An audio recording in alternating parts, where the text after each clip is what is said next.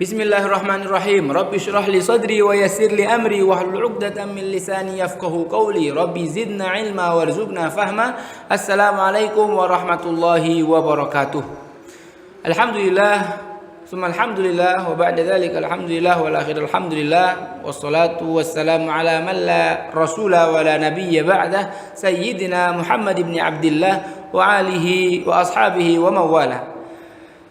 Jamaah yang dirahmati Allah Subhanahu wa taala, mari kita bersyukur kepada Allah atas nikmat bertolabul ilmi, menuntut ilmu syar'i, ilmunya Allah Subhanahu wa taala, yang mana ilmu ini semakin kita pelajari membuat kita semakin dekat kepadanya.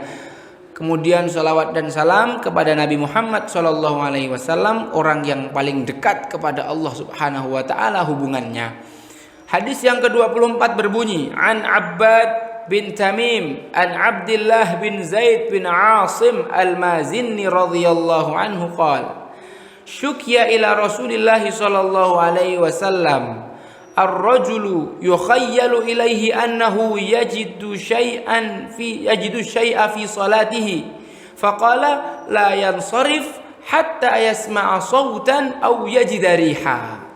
Dari Abbad bin Tamim dari Abdullah bin Zaid bin Asim al-Mazinni, bahwasanya ada seorang yang mengeluh kepada Rasulullah Shallallahu Alaihi Wasallam bahwa ia seringkali menghayalkan bahwa ada sesuatu yang keluar dari lubang duburnya ketika ia sholat. Lalu bagaimana menyikapi hal tersebut? Rasulullah SAW bersabda, jangan dia batalkan sholatnya sampai dia mendengar suara atau mencium bau. Jamaah yang dirahmati Allah, kentut berbeda dengan kencing atau berak.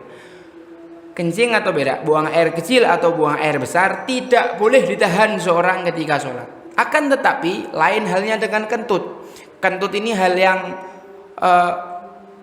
disendirikan oleh Rasulullah SAW, karena seorang itu ketika sholat sering diganggu oleh setan, seakan-akan itu ada yang selamat-selamat dari belakang begitu.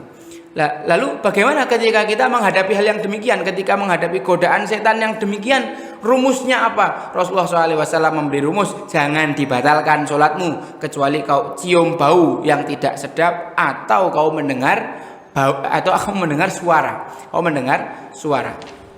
Jamaah yang dirahmati Allah Subhanahu wa taala, dari hadis ini kita dapat mengambil pelajaran dari satu kaidah fikih yang besar, yaitu berbunyi al-yaqin la yazulu bisyak. Sesuatu yang yakin tidak bisa dihilangkan dengan sesuatu yang masih ragu-ragu.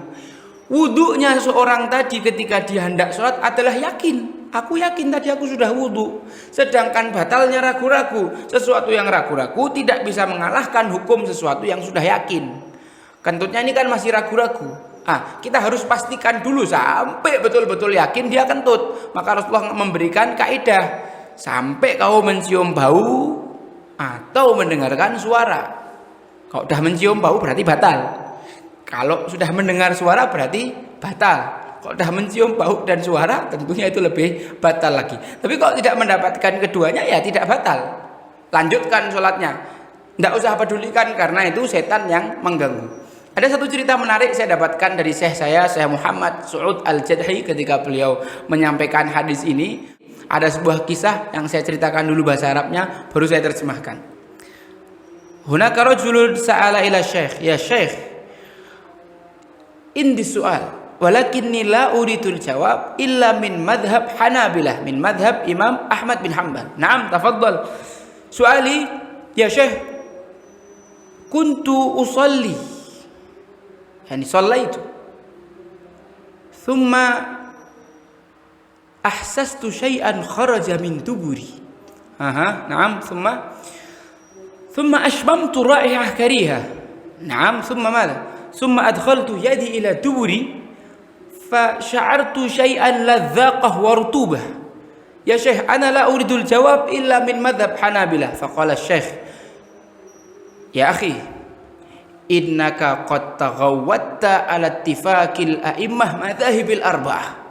Yang artinya ada seorang bertanya kepada Syekh, Lalu dia mengatakan kepada Syekh, saya punya pertanyaan, tapi saya tidak mau jawabannya kecuali jawaban itu berasal dari madhab Hanabilah, madhabnya Imam Ahmad bin Hambal.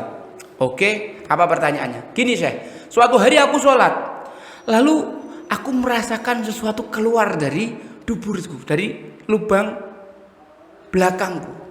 Aha, terus kenapa? Kemudian aku mencium bau yang tidak enak, bau yang tidak sedap ya Syekh.